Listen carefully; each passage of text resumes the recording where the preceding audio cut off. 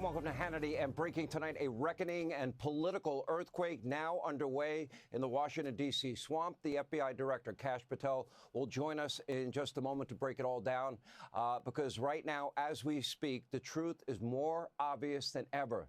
Democrats, deep state operatives in the Obama and Biden administration, in their DOJs, their FBIs, people in our intelligence agencies, in other words, deep state operatives, as we have been telling you about all these years, absolutely tried, absolutely failed to, quote, remake our great republic, our constitutional republic, into something truly Orwellian. The damage is incalculable, and now, thankfully, it is all being exposed, and now it will be corrected. Now, we have been more right on this show than we ever knew. A lot to report tonight. For years, they tried to co-opt every three-letter department in our federal government and turn these very powerful institutions against Republicans, conservatives, and especially all things Donald J. Trump. And finally, tonight we can report transparency, accountability have now arrived. Now, we have multiple developing stories tonight. John Solomon will join us with the latest bombshell. For example, one example confirming that Joe Biden's efforts to hide the family syndicate business dealings with Burisma, and another involving Bill Clinton's questionable dealings himself.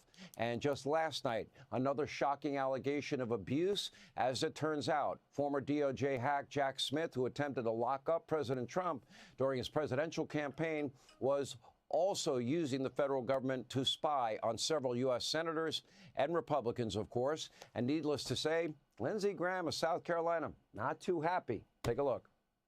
Can you tell me why my phone records, when I'm the chairman of the Judiciary Committee, were sought by the Jack Smith agents? Why did they ask to know who I called and what I was doing?